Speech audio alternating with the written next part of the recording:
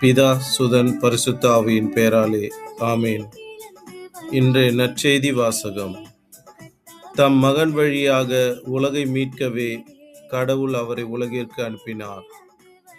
யோவான் எழுதிய தூய நற்செய்தியிலிருந்து வாசகம்.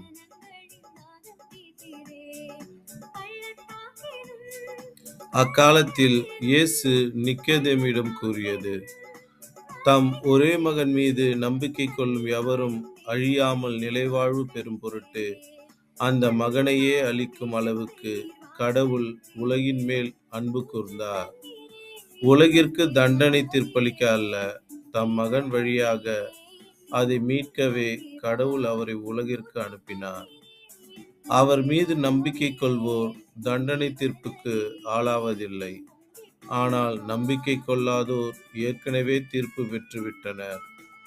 ஏனெனில் அவர்கள் கடவுளின் ஒரே மகனிடம் நம்பிக்கை கொள்ளவில்லை.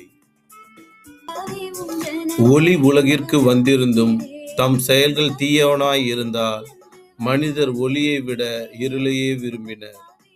இதில்தான் அவர்களுக்கு எதிரான தண்டனை தீர்ப்பு அடங்கியுள்ளது. தீங்கு செய்யும் அனைவரும் ஒளியை வெறுக்கின்றனர்.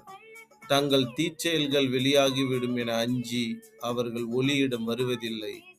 உண்மைக்கேற்ப வாழ்பவர்கள் ஒளியிடம் வருகிறார்கள். இதனால் அவர்கள் செய்யும் அனைத்தையும் கடவுளோடு இணைந்தே செய்கிறார்கள் என்பது வெளியாகும். இது ஆண்டவரின் அருள்வாக்கு. கிறிஸ்துவே உமக்கு புகழ். Praise the Lord.